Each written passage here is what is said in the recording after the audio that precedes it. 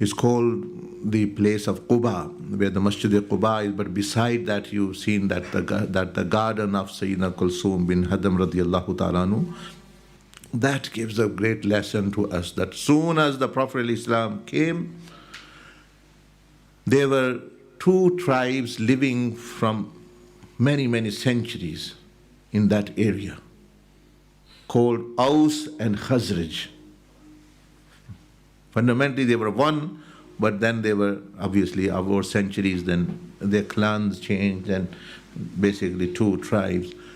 Initially, they came from Yemen because there was some famine or flood, whatever. They moved to this area and they were in hundreds and thousands of people. And Aus and Khazraj were basically inhabited all that area, big. What happened was that one tribe was becoming more stronger. So the tribal leader of the other tribe, his name was Asad bin Zurara. He was the leader of Aus, a big tribe, big clan. He went to Mecca to get help from Walid bin Utbah, his friend, to get help from him for people or some actually money or whatever to overcome the other clan, other tribe. So when he went there, he heard about the Prophet ﷺ giving the message at the very beginning. He said, "Who is this man?" Walid bin Utbah said, "Yeah, this is a man from Quraysh, from us." And he said he is a prophet of Allah. Walid bin Utbah didn't become Muslim at that time. But Asad bin Zurara, he said, "Yeah, I want to listen to this man, what he said," because Asad bin Zurara was a monotheist person. He was not worshipping idols anyway. So he listened, he heard what the Prophet ﷺ saying. He went there for help to get for his tribe, but now he found a person who is saying, "I'm a prophet." And that was Prophet Muhammad, peace be upon him. And he believed, he became Muslim. Imagine he went for something else and he got actually to become a Sahabi because he had some good inside. So he came back, he propagated the message of Islam and his tribe, many people entered Islam. Now came the time after some year, Rasulullah ﷺ came from Makkah Sharif and where he stopped was the Quba area. That was the center of the other tribe who was the enemy of the tribe of Aus, Khazraj. So here is Prophet ﷺ. There is no Masjid of Quba yet. He lived in the house, which you've seen in the documentary, for some days. Some say 2 days, some say 20 days, with different riwayat. And he prayed in the place which you see myself sitting there, actually like the old Masjid Nabawi. He prayed there for those days. He did wudu in that well, Beirul Izq. And it's a blessed place where the prophetic presence was there. Now here, those stones which you saw, one big stone in the middle, then two stones at the side, that is the place signifies where the Prophet ﷺ was sitting or standing still. On one side, the stone signifies where Sayyidina Abu Bakr Siddiq, on one side, the owner of the garden, whose house and whose land it was, Kulsum bin Hadam radiallahu ta'ala anhu. Now, that garden is called Bustanul Mustazil. The garden Mustazil. Why is it called Mustazil? Mustazil means shade. Zil in Urdu as well is used, in Arabic as well. Zil means shade. What happened was, when the Prophet ﷺ used to sit on that place, there were many, many people around him. But Sayyidina Abu Bakr Siddiq radiallahu anhu, he had a special relationship with Rasulullah ﷺ. And Rasulullah ﷺ had a special relationship with Sayyidina Abu Bakr Siddiq. So yes, the others were there, but when the Prophet ﷺ was talking and blessing, uttering his blessed words, or sitting in that masjid, when the sun was shining at the noon, or actually before noon. Sayyidina Abu Bakr Siddiq radiallahu anhu, with his own chadar and own cloth mantle, he used to shade Prophet ﷺ from the shade of the sun. So because of that, his act, that garden is still called the garden of shading, mustazil, the garden in which shade was done for the Prophet ﷺ.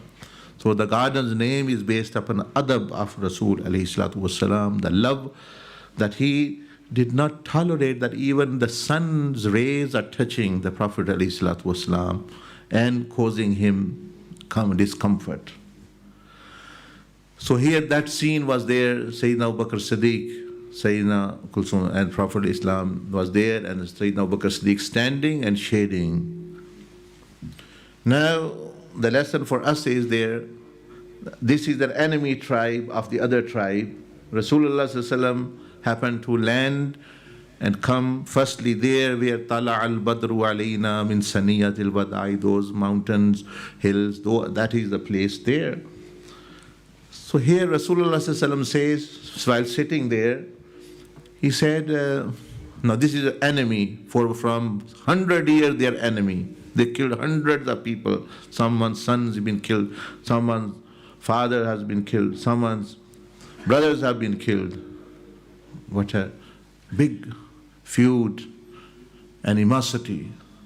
Now the Prophet ﷺ said, sitting in Khajaraz, in the garden of Kulsum bin Hadam radiallahu anhu, he said, call Asad bin Zurara, I want to say something.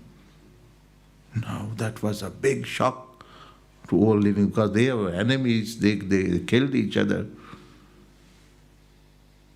Now this, when this was said, they said, one of them says that, Ya Rasulullah, we will be killed if he comes here. People will kill him, because there is definitely 100% they'll kill him. There will be big fitna, big fasad. Now this is what Islam teaches as well. Sometimes many people who do Umrah, but they are not doing sulah, reconciling with what they have fallen out with someone due to some family matter, some clan matter, some election matter, some rishta matter, whatever they're doing. But they are not actually untying that knot of bughd, of the animosity. They're still not. Even the Imam says, the Shaykh says, come please. They still say, okay, I respect the Imam, I respect the Shaykh, I respect this. But no, I can't get on with these people. No, I'm not coming together. ठीक है जी, मैं आपका बड़ा एहतराम करता हूँ, लेकिन इस बंदे के साथ नहीं मैं चल सकता. That is how we are doing as well, on a very small scale. That was a bigger scale, because big tribes of that land fighting for decades each other. Now the situation is very mysterious in a way that Prophet Islam is saying, call him, and the people there, they are enemy. Some have become Muslims, some are not Muslim as well in that tribe yet. So they say that, Ya Rasulullah sallallahu alaihi wasallam, he will be killed.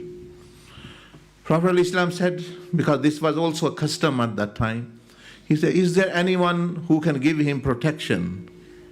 Because this was the custom, if anyone says, oh, that person is under my protection, any tribal leader, then no one would actually bother him. Now, because they were enemy and they killed many people amongst each other, even the Muslims who were sitting there, they said, Allah and His Messenger can give him protection. Prophet ﷺ said, no, you will give protection. Allah does protect. I also protect. But they were, in actual fact, they were saying that we are not going to, Allah will want this good. But Prophet ﷺ said, no, amongst you yourself are going to him. This is Iman, this is belief. that hundreds of years of animosity, as soon as Rasulullah ﷺ said this, they stood up, they said, yes, we give protection to Asad bin Zurara. He is under our protection. No one can touch him. He is our brother. Then the Prophet ﷺ called Asad bin Zurara, and this was the sulh of Aus and Khazraj, a century-old animosity and killing and fighting has been finished just by Rasulullah ﷺ coming there actually in the first few days when he came from actually Makkah Sharif. That was the place which you saw, that was the stone which signifies the sulh of Aus and Khazraj. So here it gives a lesson to us that we should also do sulh with people, and we should not only be ourselves on that footing, but also bringing others together as well. Always believer always joins ties, joins people, brings people together, brother with brother, families with the families, tribes with tribes, country with country, and the believer's desire is the world lives in peace, and they actually do. So this is a lesson there as well. So the lesson, beautiful relationship there is the masjid, that one small masjid or prayer place in the Bustan al-Mustazil is giving us two lessons, because the Prophet Islam, what he did, to taught them the prayer and the worship of Allah and having good and beautiful, sincere, pure relationship with Allah and beautiful relationship with the creation of Allah by bringing them together. And this is whole of the summary of the deen. This is the summary of the sunnah. If someone says to you, what is sunnah? There are millions of sunnah. But if you can put it in 2 words, 2 sentences, all sunnah is 2 things. Having beautiful, sincere relationship with the Creator and beautiful relationship with the creation. All other sunnah come under that. All of them. If you understood that, you understood whole of the sunnah, which are spread in hundreds and thousands of ahadith. Because they are going to fall under one of them, because the way shown by the Prophet ﷺ, sunnah is the way shown by the Prophet ﷺ. And I mentioned to you, to understand, someone understands sunnah, miswak only. So that unfolds under, because that is also, you are cleaning your teeth, so when you say do zikr, Allah likes cleanliness. You do zikr, angels like cleanliness.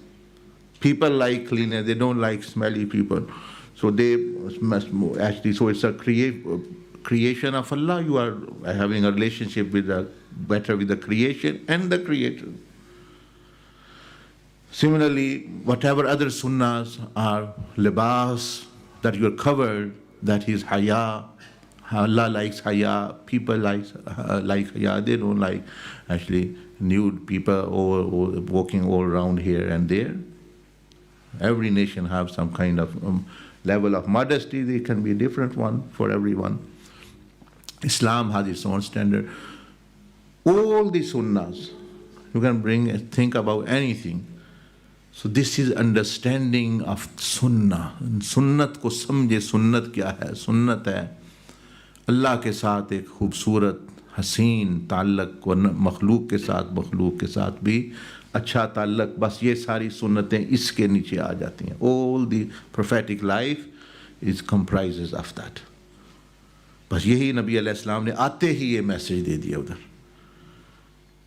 And then after that he also brought people. Now these, when Aus and Khazraj became Muslim and they became one, they became reconciled, they were known as Ansar now.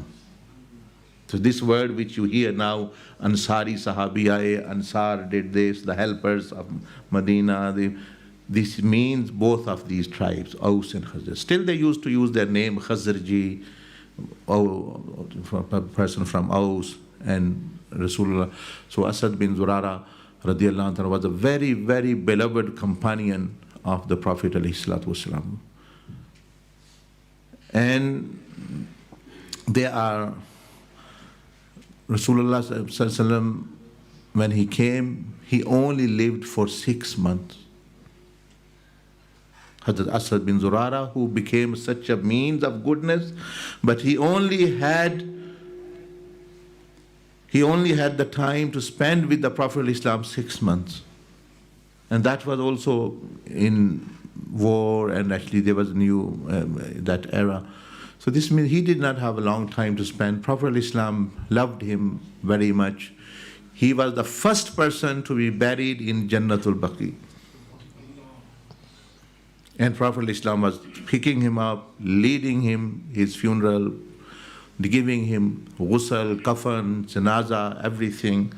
Even Rasulullah sallallahu alaihi wasallam overtook him. He had daughters, 3 daughters, and he said, I leave them with the Prophet ﷺ. So Rasulullah ﷺ took full responsibility, and they were also brought up in the house of the Prophet ﷺ, or under his supervision, and he was the one who looked after and married them actually to the whole. Because it was Asad bin Zurara was his sahabi, his friend, and also his very much of his beloved. When he was ill, Prophet ﷺ prayed for him, but his death had approached. So this was a very beloved companion who we also are indebted to, because it is due to him Prophet Islam came to Madinah to Munawwara. He was the one who invited him, and he only had 6 months. So this means this life is short. No one, even the companions, did not have enough time to spend with the Prophet Islam. They wanted to spend more time. They only had 6 months. So this life is short. The real life is coming, where you can be gathered with the Prophet Islam forever and ever and ever. That is the life. Even those people who lived in the time, they did not have more than 10 years, 20 years, 30 years to spend. So there are many, many lessons. Inshallah, I will be touching upon them again somehow when we have time. And also, there's a place called in Madinatul Munawwara, between the mimbar and the house of the Prophet Islam, Riyazul Jannah. Riyazul Jannah means garden of Jannah. Prophet Islam said, Ma baina baiti wa mimbari, the whatever the piece of land between me and is Riyazul Jannah. It's garden of Jannah. Like he alayhi salatu wasalam also said, the halaqas of zikr are also gardens of Jannah.